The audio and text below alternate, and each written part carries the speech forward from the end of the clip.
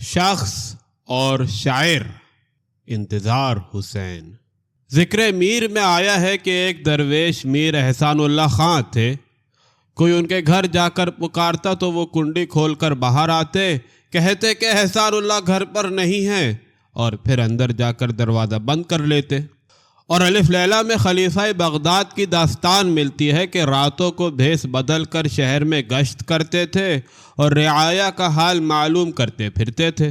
گھر پر ہوتے ہوئے گھر پر نہ ہونا اور بھیس بدل کر شہر میں گشت کرنا مجھے تو ذات اور شخصیت کی حکایت معلوم ہوتی ہے۔ عام آدمی تو خیر یہ روگ نہیں پالتا، لیکن ادیب بیچارہ شامت کا مارا اپنی ٹوٹی پھوٹی شخصیت کے تلے اپنی ذات کا بوجھ بھی اٹھائے پھرتا ہے۔ مگر میرا جی کا المیہ ایک اور بھی ہے، وہ یہ کہ ان کے چند احباب بھی تھے جنہیں ان سے جذباتی لگاؤ تھا، اور اب اور بڑھ گیا ہے۔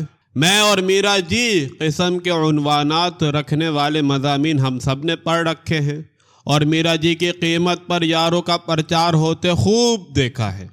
ان مضامین کو پڑھ کر احساس ہوتا ہے کہ آدمی کتنا مجبور ہے، اور وہ بھی اپنے ہاتھوں۔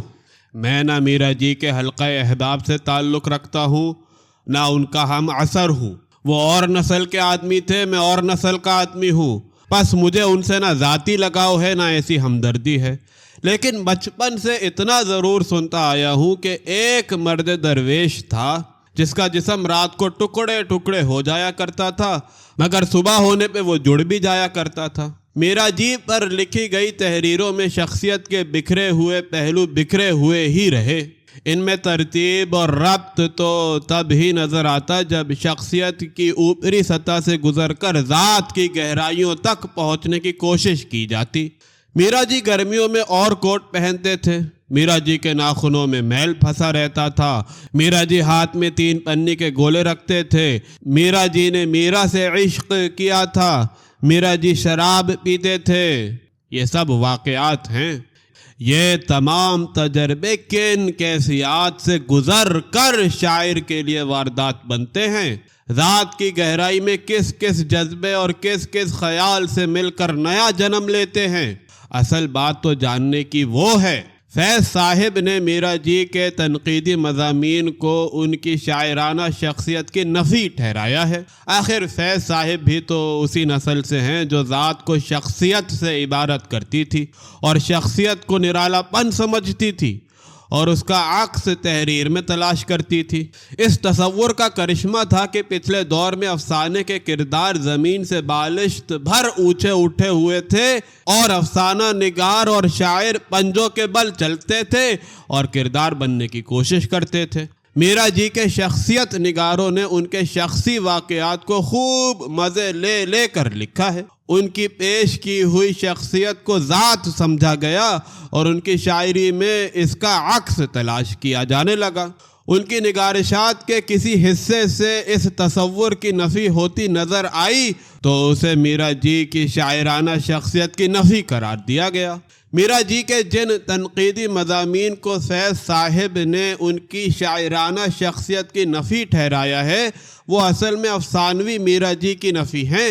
بات یہ ہے کہ ایک تو ایسے شاعر ہوتے ہیں جو اپنے باطن سے غرض رکھتے ہیں، شعر کہتے ہیں، اور اس سے مطلق دلچسپی نہیں رکھتے کہ دوسرے کیا سوچتے اور کیا کہتے ہیں۔ مگر بعض لکھنے والے اس قماش کے ہوتے ہیں جنہیں تخلیقی مصروفیت میں اکیلا رہنا گوارا نہیں ہوتا۔ انہیں یہ چیٹک لگی رہتی ہے کہ جس طرز احساس کو انہوں نے اپنا لیا ہے اسے دوسروں تک بھی پہنچا دیں، تاکہ تخلیق کا کٹھن اور لمبا رستہ سنگت میں طے ہو۔ یہ تمنا ان سے شعر و افسانے کے سوا بھی مختلف کام کراتی ہے۔ میرا جی شاید اسی قماش کے شاعر تھے کہ انہیں شعر کہنے کے سوا بھی فکریں رہیں۔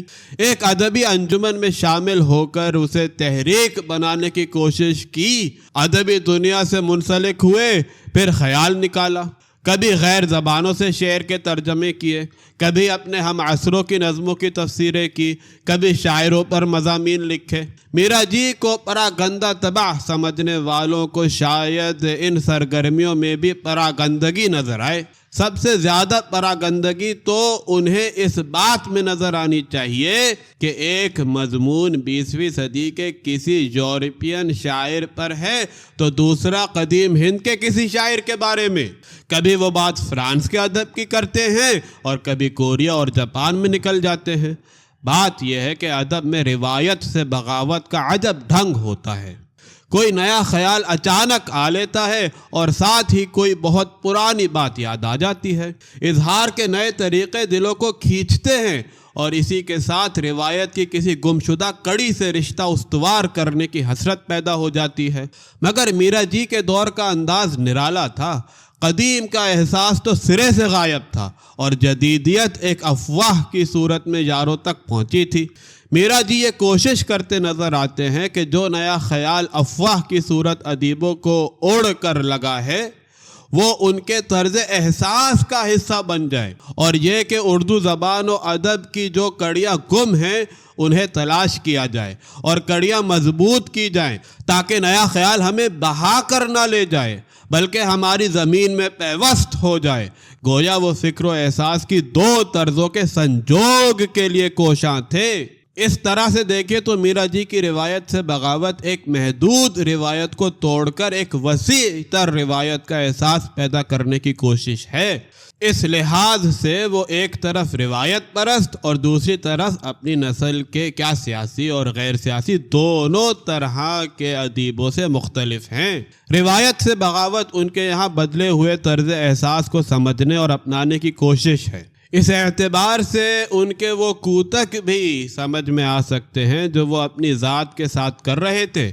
کہیں انہوں نے یہ تو نہیں ٹھانی تھی کہ روایت کے سائے میں پلی ہوئی شخصیت ہی کو توڑ پھوڑ دیا جائے اور اپنے اندر نئے انسان کو جنم دیا جائے۔ اور یہاں سے مجھے یہ گمان ہوتا ہے کہ میرا جی صرف خلق خدا کی بھلائی کے لیے شاعروں پر تعارفی مضامین نہیں لکھ رہے تھے، وہ کچھ اپنا بھلا بھی کرنا چاہتے تھے۔ اب مجھے الف لیلا والے خلیفہ ہارون رشید یاد آ گئے۔ رنگ رنگ کے شاعروں کو ترجمہ کرنا، ان کی شخصیتوں کو کریدنا، ان کے ذہنی اپج کا سراغ لینا، بھیس بدل کر رات کو بغداد میں گشت کرتے پھرنے والی بات ہے۔ یوں بغداد والوں کی خبر گیری کے ساتھ خلیفہ ہارون رشید اپنے تجربات میں تنوع اور اپنی ذات میں وسعت بھی تو پیدا کرتے تھے۔ میرا جی ان مضامین میں ایک تو شاعری اور ذات کا تعلق سمجھنے کی کوشش کر رہے ہیں اور ساتھ ساتھ اپنی ذات کی گمشدہ کڑیوں کی تلاش بھی کرتے نظر آتے ہیں۔ لارنس، بادلیئر اور پو کی شخصیتوں کا جس طرح انہوں نے تجزیہ کیا، اس سے تو یہ صاف پتہ چلتا ہے کہ میرا جی ان کے واسطے سے اپنے آپ کو بھی کریت کر دیکھ رہے ہیں اور سمجھنے کی کوشش کر رہے ہیں۔ پھر انہوں نے ایسے شاعروں کی شخصیتوں کو بھی ٹٹولا ہے جن سے ان کی شخصیت کا بظاہر کوئی ربط نظر نہیں آتا۔ شاید وہ یہ بساط بھر جان لینا چاہتے ہیں کہ شاعر کس کس طور سے جیتے ہیں، ان کی ذاتیں کس کس طرح بنتی بگڑتی ہیں، کیا کیا روپ دھارتی ہیں اور تخلیقی نفس پر کن کن صورتوں سے اثر انداز ہوتی ہیں۔ خود شناسی کا یہ عمل اپنی ذات کی گمشدہ کڑیوں کی تلاش کی حیثیت بھی رکھتا ہے اور اپنی ذات کو ٹکڑے ٹکڑے کر کر بکھیر دینے کا معاملہ بھی ہے۔ ذات کی نئی تعمیر کے لیے شاید تخریب تمام لازم بھی ہے۔ میرا جی فسانہ عجائب کے جان عالم کی طرح ایک قالب سے دوسرے قالب میں جاتے ہیں، مگر اس مقصد کے ساتھ کہ اپنے قالب کو نئے سرے سے تشکیل دے سکے۔ اس عمل کو میر صاحب شعور سے جنون کرنا کہتے ہیں۔ ڈاکٹر ضیاء الدین کے متعلق مشہور ہے کہ وہ شام کو چہل قدمی کر کے گھر واپس آئے تو اپنی چھڑی کو اپنے بستر میں لٹا دیا اور خود کونے میں چھڑی کی جگہ لگ کر کھڑے ہو گئے۔ شاید ریاضی داں والی یہ معروضیت، اپنے آپ سے دور ہو کر اپنے آپ کو مشاہدہ کرنے کی یہ صلاحیت میرا جی بھی اپنے میں پیدا کرنے کے لیے کوشاں تھے۔ اپنی شخصیت میں مقید لوگوں کے معاشرے میں اس کوشش کا نتیجہ بالعموم یہ ہوتا ہے کہ آدمی ڈاکٹر ضیاء الدین ہو تو اس سے بہت سے لطیفے منسوب ہو جاتے ہیں اور میرا جی ہو تو اس سے خاکے لکھے جاتے ہیں۔ ڈاکٹر ضیاء الدین کی چھڑی کی بات نکلی ہے تو اب مجھے کافکا کی چھڑی یاد آ رہی ہے۔ اس شخص پر بھی اعصابی مریض ہونے کی تہمت ہے۔ اس نے کہا تھا کہ بالزاک ایک چھڑی لے کر چلتا تھا جس پر یہ مقولہ کھدا ہوا تھا، میں ہر رکاوٹ کے پرخچے اڑا دیتا ہوں، اور میرا مسلک یہ ہے ہر رکاوٹ میرے پرخچے اڑا دیتی ہے۔ کافکا کا یہ رویہ اس صوفی کے رویے سے چندہ مختلف نہیں جس کے اعضاء روز رات کو بکھر جاتے تھے۔ میرا جی کے ہاتھ میں جو پنی کے 3 گولے رہتے تھے، مجھے اندیشہ ہے کہ ان پر بھی تو اسی قسم کی عبارت لکھی ہوئی نہیں تھی، کیونکہ میرا جی کو بھی اپنے پرخچے اڑوانے کا بہت شوق تھا۔ جانے کیا کیا روگ اپنی جان کو لگا رکھے تھے۔ ایک بہنگم سا عشق کیا، اس میں اپنے آپ کو ضائع کیا، کچھ جنسی ناآسودگیوں کو خوب پالا پرورش کیا اور اپنے آپ کو خراب کیا۔ بال بڑھائے، پنی کے گولے بنا کر ہاتھ میں رکھے اور بے ڈھنگی چال اختیار کی۔ شاید وہ اپنی ذات کے ساتھ بھی تجربے کر رہے تھے۔ اس عمل میں ایک چھوٹا سا حادثہ ان کے ہم عصروں اور ہم نشیبوں کے ساتھ بھی گزر گیا، وہ یہ کہ انہوں نے اس صوفی کے اعضاء الگ الگ پڑے ہوئے تو دیکھ لیے، مگر یہ نہ دیکھ سکے کہ یہ اعضاء کس طرح جڑتے ہیں اور جو نئی شخصیت بنتی ہے وہ کیا ہے۔ ویسے صوفی اپنے مریدوں سے اور شاعر اپنے شاگردوں سے اور بادشاہ اپنے وزیروں سے یہ فریب کرتے رہے ہیں کہ انہیں یوں ساتھ رکھتے ہیں، مگر اصل موقع پر انہیں چھٹی دے دیتے ہیں۔ یوں سمجھیے کہ انہیں وہ 100 داؤں سکھا دیتے ہیں، مگر 101ویں داؤں کی ہوا نہیں دیتے۔ اس میں 101ویں داؤں کو نہ بتا کر وہ اپنے آپ کو ان سے چھپائے جاتے ہیں، اور اس طرح ان میں اپنا وہ تصور چھوڑ جاتے ہیں جسے ہربرٹ ریڈ نے ورڈزورتھ کے تذکرے میں افسانوی شخصیت کہا ہے۔ میرا جی کے پرزے اڑے اور اپنے پرایوں نے تماشا دیکھا، مگر اس سے بھی اہم تماشا یہ ہے کہ یہ پرزے آپس میں پھر جڑتے ہیں اور ان سے شاعر میرا جی جنم لیتا ہے۔ پنی کے گولوں سے لے کر تنقیدی مضامین تک ساری سرگرمیاں کسی نہ کسی راستے ان کی شاعرانہ شخصیت سے وصل کرتی نظر آتی ہیں۔ ان کے ہم عصر روایت سے بغاوت کر رہے تھے، یہ اکہری بغاوت تھی۔ میرا جی روایت سے بھی لڑ رہے تھے، اپنے آپ سے بھی لڑ رہے تھے۔ یہ محاذ 2 ہیں مگر جنگ ایک ہے۔ روایت جتنی باہر ہوتی ہے اس سے زیادہ اندر ہوتی ہے، وہ تو آدمی کے اندر سمائی ہوتی ہے۔ کشف المحجوب میں ایک جگہ یوں کہا گیا ہے کہ اپنے آپ کو دیکھنے میں تیری ہلاکت ہے۔ میرا جی بے شک ہلاک ہو جائیں مگر وہ اپنے آپ کو دیکھنے سے باز نہیں رہ سکتے۔ اپنے آپ کو دیکھنے کے لیے وہ آریائی اصل تک جانا چاہتے ہیں، دوسری طرف وہ حال میں اپنے آپ کو دریافت کرنے کے لیے کوشاں ہیں۔ اپنے ذہنی اور روحانی رشتہ داروں میں انہوں نے مہارانی میرا بائی اور جیمز جینز اور آئنسٹائن کے ایک سانس میں نام لیے ہیں۔ اس طرح ان کا ذہن جیتا جاگتا بندرا بن بھی بنا ہوا تھا اور نئی فکر سے بھی اس کا رشتہ مل رہا تھا۔ آئنسٹائن کا نام لیتے ہوئے انہوں نے بریکٹ میں لکھا ہے، جس کے نظریہ اضافیت کو میں نہیں سمجھ سکتا، اور فرانسیسی ادب کے پاکستانی شناوروں کو شک ہے کہ میرا جی فرانسیسی شاعری کو بھی نہیں سمجھ پائے تھے، مگر چونکہ میرا جی کسی کالج میں پڑھانے پر لگے ہوئے نہیں تھے اس لیے اس میں ایسا مذائقہ نہیں۔ عقلی سطح پر چیزوں کو سمجھنا اور خیالات کو گرفت میں لانا ایسا مشکل نہیں ہوتا، مگر جب وجدان کی سطح پر یہ کام ہو رہا ہو تو چیزیں اور خیالات اتنے واضح نہیں رہتے۔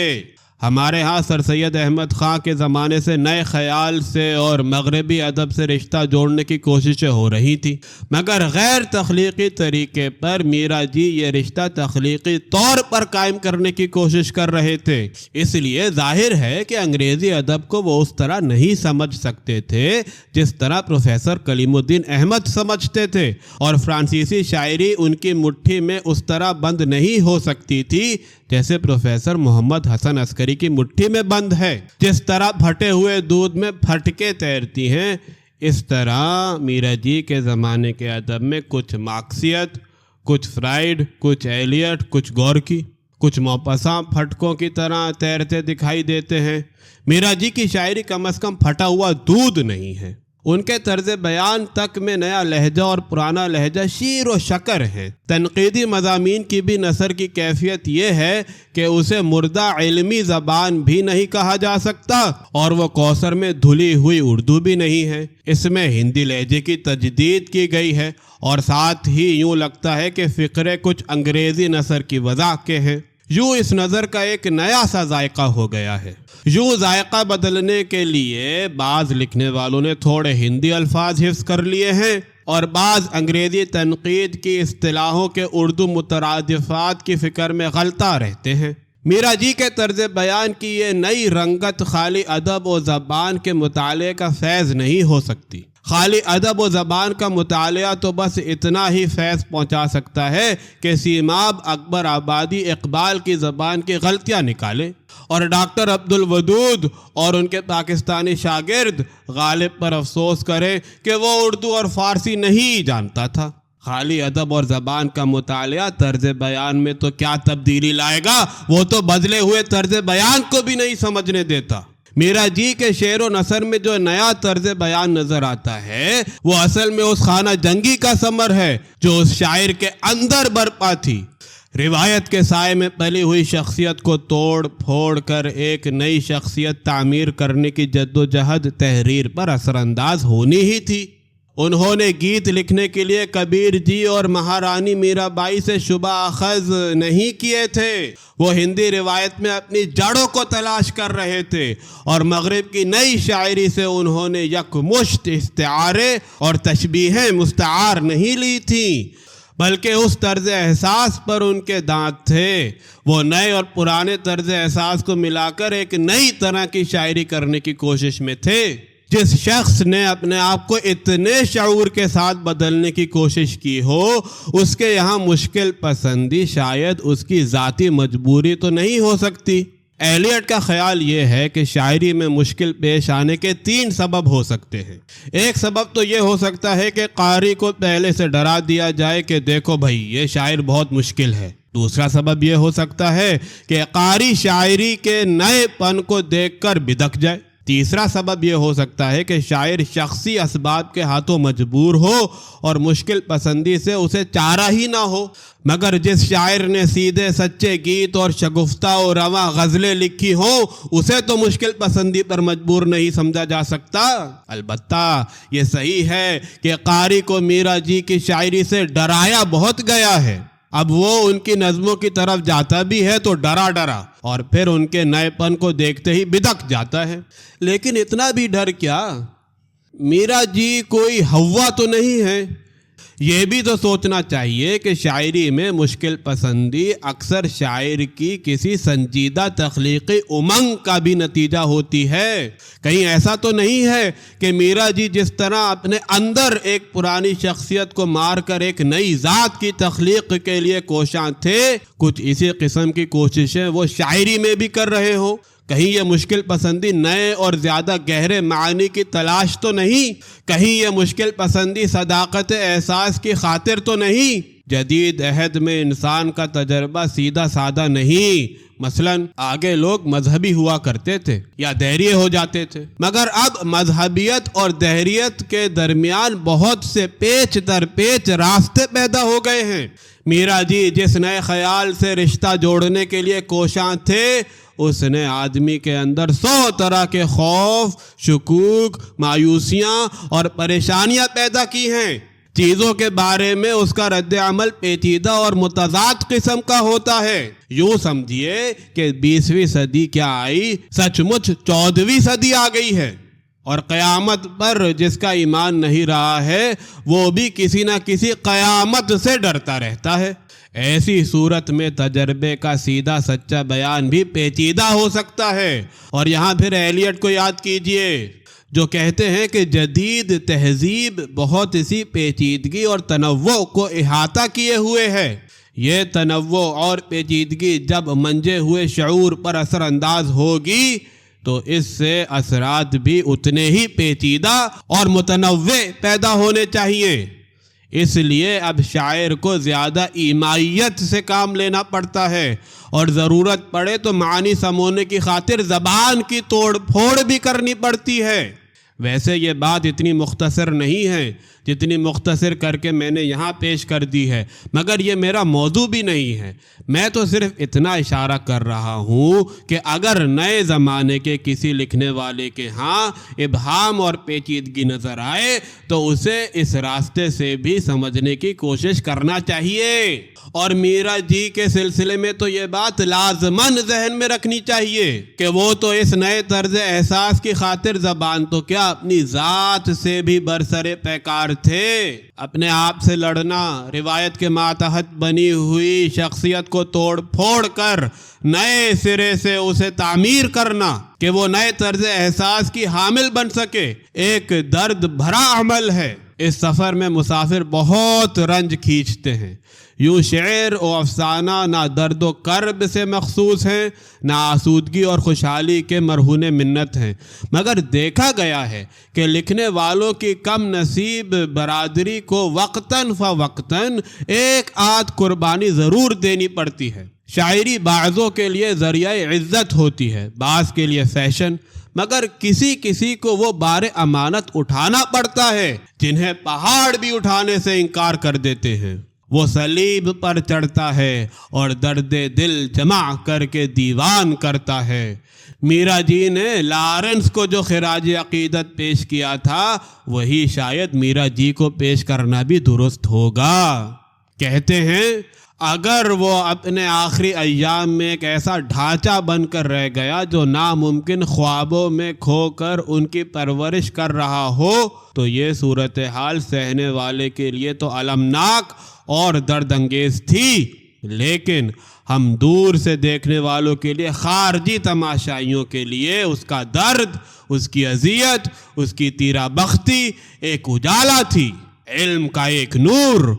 وہ اپنے تجربات کے بارے گراں میں ہمارے لیے زندگی بسر کر گیا، اس کو سراہنا ہمارے ذمے ہے، ہمارا فرض ہے۔